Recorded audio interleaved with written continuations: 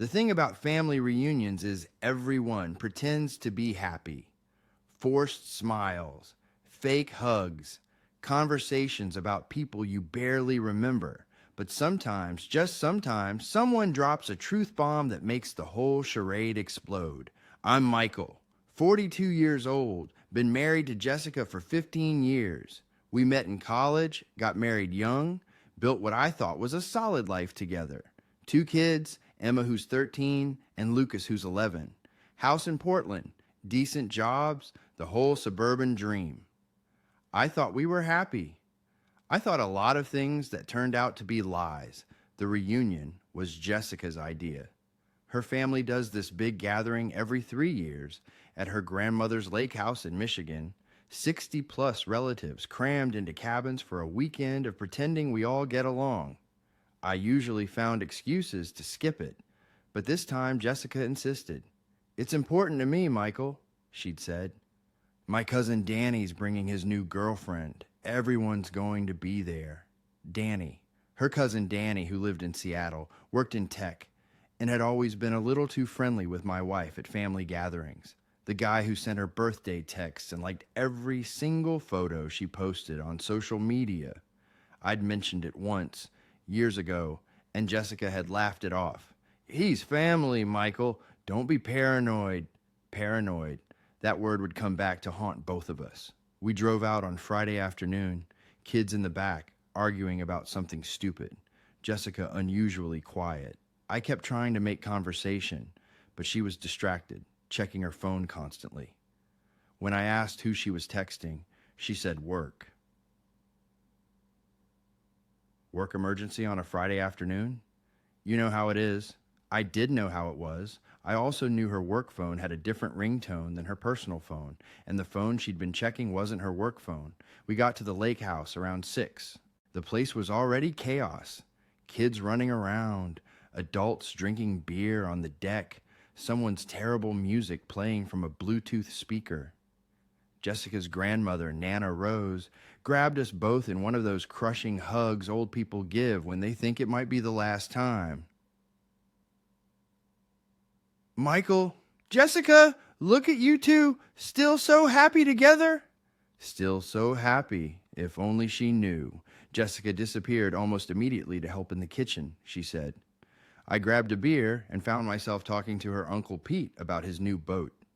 Normal reunion stuff. But I kept watching Jessica through the sliding glass door, watching how she kept glancing toward the driveway. Danny showed up an hour later.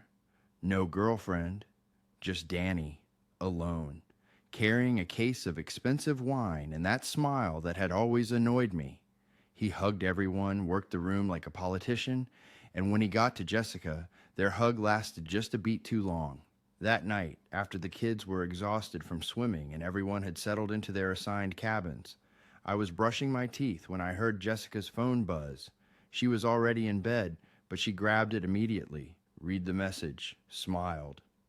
Who's texting you this late? I asked. Just Emma. She forgot to pack her retainer. Emma was in the cabin next door with her cousins. Why would she text instead of just walking over? Let me see, I said, reaching for the phone. Jessica pulled it back. It's nothing, Michael. Go to sleep. Something cold settled in my stomach. In 15 years of marriage, Jessica had never hidden her phone from me. We knew each other's passwords, used each other's devices interchangeably. This was new. Jessica, what's going on? Nothing's going on. You're being paranoid again. There was that word, paranoid, like my instincts were some kind of character flaw. I couldn't sleep that night, kept thinking about the hug, the phone, the way Danny had looked at my wife, the way she'd looked back. Saturday was the big day. Barbecue, games, swimming, all the relatives performing happiness for each other. I watched Jessica and Danny all day. Subtle things, the way they never seemed to be in the same conversation. Group, like they were actively avoiding each other. The way Jessica kept checking her phone and stepping away to answer calls. The way Danny volunteered to run to the store for more ice, and Jessica suddenly remembered we needed sunscreen. They were gone for 2 hours. 2 hours to buy ice and sunscreen. "Where have you been?" I asked when they got back separately, 15 minutes apart. "The store was packed," Jessica said. "Summer weekend, you know." Danny nodded. "Crazy busy. Had to wait forever." But Danny's shirt was wrinkled, and Jessica's lipstick was gone. That evening, after dinner, everyone gathered on the deck for what Jessica's family calls story time. Just relatives taking turns, sharing memories, updates about their lives, thanking Nana Rose for hosting, wholesome family bonding. I was half listening, nursing my third beer, when Jessica's cousin Sarah stood up.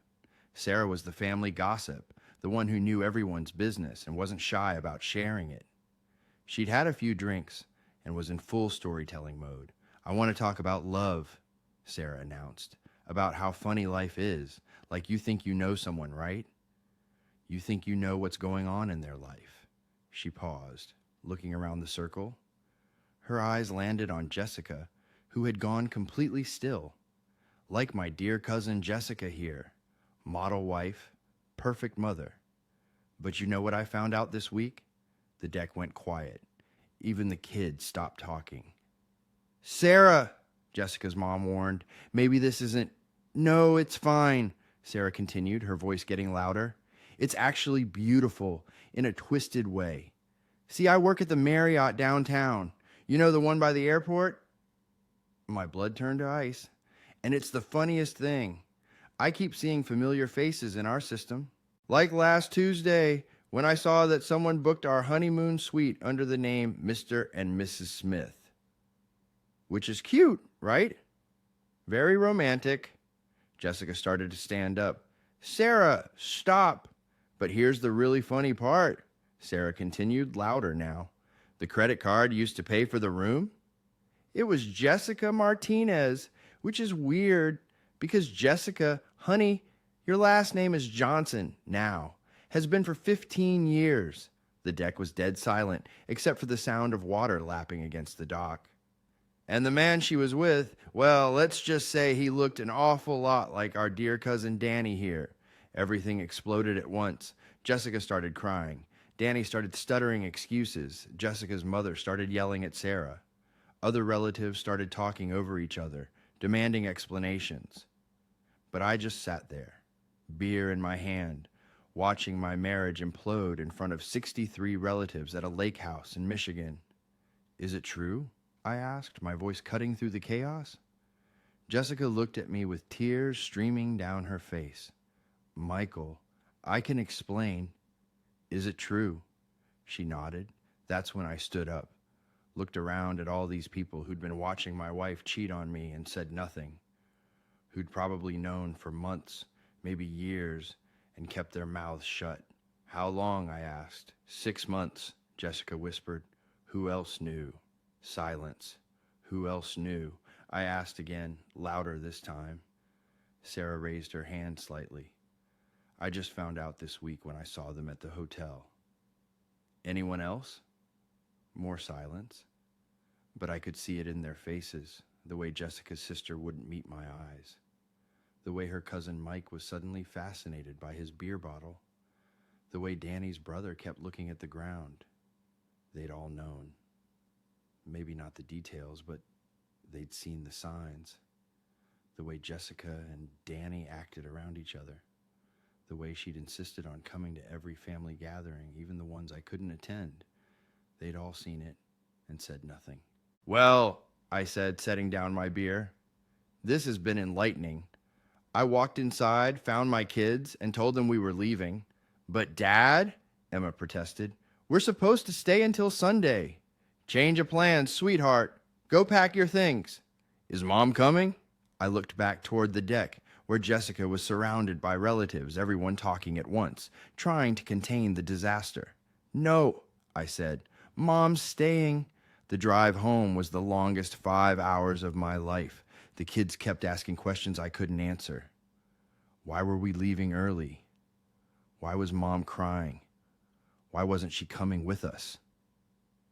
"Your mother and I need to talk about some things," I kept saying. Everything's going to be okay. But I knew it wasn't. Nothing was ever going to be okay again. Jessica came home Sunday night, found me sitting at the kitchen table with a bottle of whiskey and a stack of papers. Michael, we need to talk. No, I said. We need to divide assets. She sat down across from me. It's over with Danny. I ended it tonight. Because you got caught. Because I realized what I was throwing away. I laughed, but there was no humor in it. What you were throwing away? Jessica, you already threw it away 6 months ago in a hotel room with my cousin. He's not your cousin. He's my cousin. He's family. Family that I trusted. Family that I welcomed into our home, into our lives. Family that I thought cared about us. She was crying again. I'm sorry. I'm so sorry, Michael. It was a mistake. A mistake is forgetting to pick up milk. A mistake is sending an email to the wrong person. 6 months of hotel rooms isn't a mistake. It's a choice. A choice you made every single day for half a year. That's when she really broke down, sobbing, begging me to forgive her, promising it would never happen again. All the things cheaters say when they get caught. Please, Michael, think about the kids. Think about our life together. I am thinking about the kids. I'm thinking about how their mother humiliated their father in front of 63 relatives. I'm thinking about how they're going to hear about this at school when someone's parent talks about it at work. Because that's the thing about small communities. Everyone knows everyone. And thanks to Sarah's public revelation, everyone was going to know about Jessica's affair. The kids don't have to know the details, Jessica said. The kids don't have to know. Jessica, your 13-year-old daughter was on that deck. She heard everything. She saw her mother crying, her father leaving, her family falling apart. She knows. Emma had been quiet on the drive home, but I'd seen her face. The confusion, the fear, the dawning understanding that something terrible had happened. My little girl was old enough to put the pieces together. I filed for divorce the next morning. Jessica moved in with her sister temporarily, then found an apartment across town. We told the kids together, sitting in our living room that suddenly felt too big and too empty. Your mother and I love you both very much, I said, but we can't live together anymore. Is it because of what happened at the lake house? Emma asked. Jessica and I looked at each other. How do you explain adult betrayal to children? Sometimes grown-ups make mistakes that can't be fixed, I said finally. But this isn't your fault, and it doesn't change how much we love you. Lucas started crying. Emma just nodded, old beyond her years. The divorce took 8 months. Jessica wanted joint custody, joint assets, spousal support. Her lawyer argued that she deserved half of everything because she'd been a devoted wife and mother for 15 years. My lawyer had a different perspective. Your wife committed adultery with a family member, he said, in front of witnesses, including your children. That affects everything. It did affect everything. The judge wasn't sympathetic to Jessica's request for generous spousal support or equal custody. Hard to argue. You're a devoted wife when there's documented evidence of hotel receipts and witness testimony about your affair. But the real consequences came from Jessica's family. Nana Rose, the family matriarch, was 87 years old and had been married to the same man for 62 years before he died. She'd built her whole identity around family values, loyalty, tradition.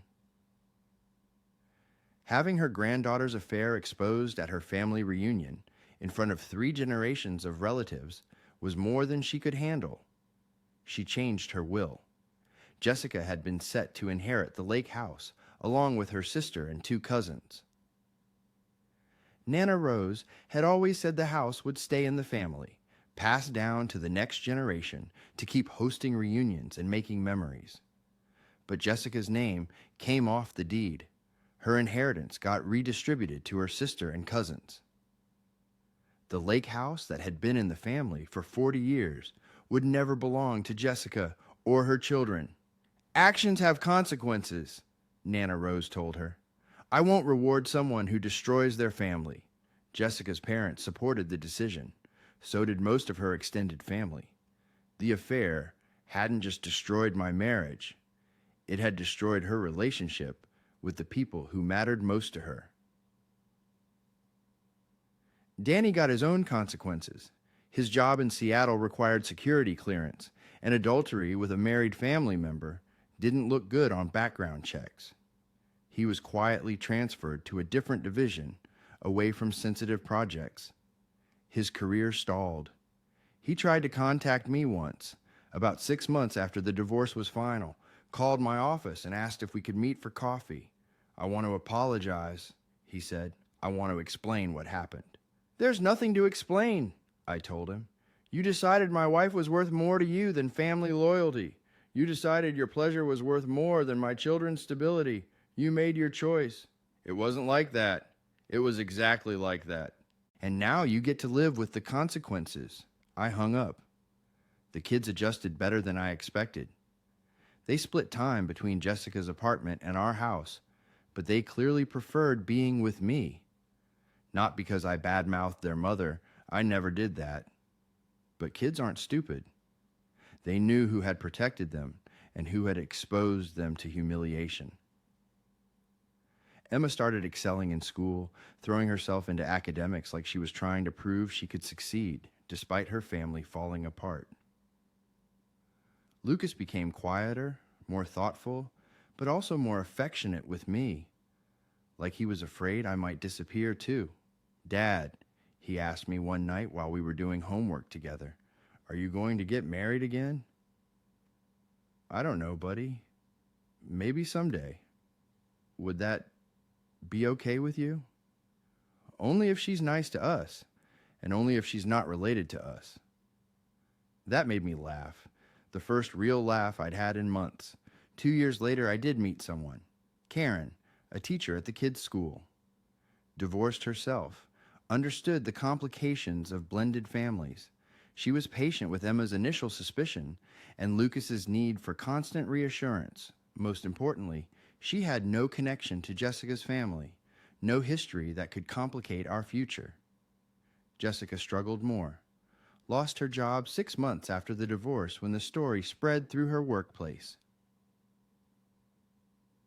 Small-town gossip travels fast, and being known as the woman who cheated on her husband with his cousin at a family reunion isn't great for professional reputation. She eventually found work in a different city, moved there with her new boyfriend, not Danny, someone else she'd met online. The kids visited her every other weekend and school vacations, but the relationship was strained. Hard to respect someone who'd made such destructive choices. The family reunions continued without Jessica. Nana Rose lived another 3 years, long enough to see 2 more gatherings at the lake house. Jessica wasn't invited, neither was Danny. Some choices, Nana Rose told me the last time I spoke with her, break more than just marriages. They break families. They break trust. They break the things that took generations to build. She was right. Jessica didn't just lose her husband and half her assets in the divorce.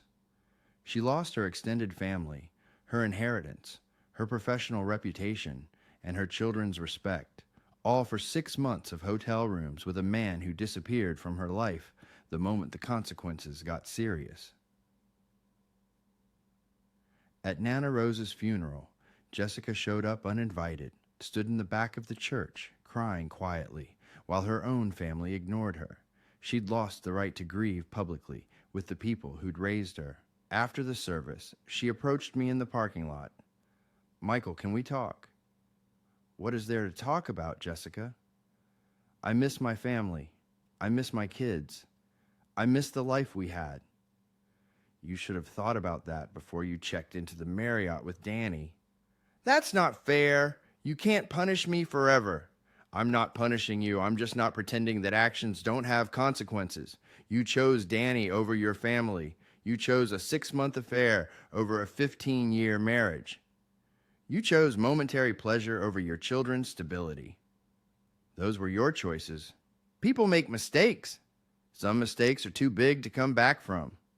She stood there in the parking lot, watching me walk away, probably finally understanding that some bridges can't be rebuilt once they're burned. The kids are older now. Emma's in college, studying pre-law. She says she wants to help families going through divorce, wants to protect children from the kind of trauma she experienced. Lucas is in high school, captain of the debate team, planning to study psychology. They both have relationships with their mother, but it's different now. Cordial, but distant. They love her because she's their mother, but they don't respect her choices. They learned early that love isn't enough if it's not backed up by loyalty and integrity. Karen and I married 3 years ago. Small wedding, just immediate family, and close friends. The kids walked her down the aisle with me, symbolizing our commitment to building something new together, something honest. I don't hate Jessica anymore. Hate requires energy. I'd rather spend on the people who matter, but I don't forgive her either. Forgiveness implies that what she did was forgivable, and destroying your family for a 6-month affair with a relative isn't something I'll ever understand or excuse. She made her choice at that lake house in Michigan, long before Sarah exposed it to the family. She chose Danny over me, excitement over stability, selfishness over sacrifice. The public humiliation was just the consequence of a decision she'd already made dozens of times in hotel rooms and secret phone calls. Sometimes Emma asks me if I'm glad it happened the way it did, if I'm grateful that Sarah exposed the affair so publicly. I'm glad I found out, I tell her. I'm glad I didn't waste more years living a lie. But I'm not glad it hurt you and your brother. We're okay, Dad. We turned out okay. They did turn out okay, better than okay. They learned that integrity matters more than comfort, that some principles are worth standing up for even when it's painful. They learned that broken trust has real consequences, but that life continues after betrayal if you're willing to rebuild it honestly. The lake house is still there, still hosting family reunions every 3 years. Karen and I took the kids last summer as guests of Jessica's sister. It felt strange being back in the place where my marriage ended, but also liberating, like returning to a battlefield where you'd won an important victory. The kids swam and played games and made s'mores with their cousins, just like they had years before. But this time, they were with 2 parents who respected each other, who'd chosen them over everything else, who'd built their relationship on honesty instead of convenience. That night, sitting on the same deck where Sarah had dropped her truth bomb 5 years earlier, Lucas asked me a question that broke my heart and put it back together at the same time.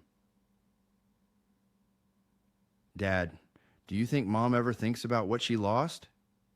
I looked at my son, this thoughtful 15-year-old who'd grown up too fast because of his mother's choices, and I told him the truth. I think she thinks about what she lost every single day, buddy. I think that's her consequence to carry. He nodded and went back to roasting marshmallows, satisfied with my answer. Later, Karen and I walked down to the dock where Jessica and I had taken our first family photo 15 years earlier. The moon was reflecting off the water, and everything was peaceful in a way it had never been when Jessica and I were married. Do you ever regret how it all played out? Karen asked. The public exposure, the family consequences, all of it? I thought about it for a long time, about the humiliation of that Saturday night, the pain of explaining divorce to confused children, the years of rebuilding trust and stability. No, I said finally. Jessica made her choice in private, over and over, for 6 months. The only reason it became public was because someone finally had the courage to tell the truth. Sarah didn't destroy my marriage. She just refused to protect Jessica from the consequences of her own actions. That's the thing about betrayal. It thrives in darkness, in secrets, in the silent complicity of people who see wrong and say nothing. But when someone finally turns on the lights, when the truth gets exposed, The betrayer always acts like the exposure is the real crime.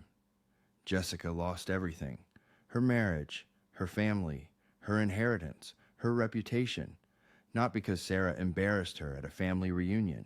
She lost everything because she chose to risk everything for a 6-month affair with my cousin. The exposure just made sure she couldn't keep living the lie while I paid the price for her choices. Some people say I was too harsh, that I should have given her a second chance, that families should forgive and move forward. But those people never had to sit on a deck surrounded by relatives who'd been keeping their spouse's affair secret. They never had to explain to their 13-year-old daughter why mommy was crying and daddy was leaving. They never had to rebuild their children's faith in family, in marriage, in the idea that promises mean something. I didn't destroy Jessica's life. I just refused to let her destroy mine any further than she already had. And in doing that, I saved my kids from growing up thinking that betrayal is something you just accept, that love means tolerating disrespect, that family loyalty is a one-way street. The best revenge isn't making someone pay for hurting you. It's building a life so good, so honest, so full of genuine love and respect that their absence becomes a gift instead of a loss. That's what I did, and my kids are watching, learning that some things are worth fighting for, and some people aren't worth fighting to keep.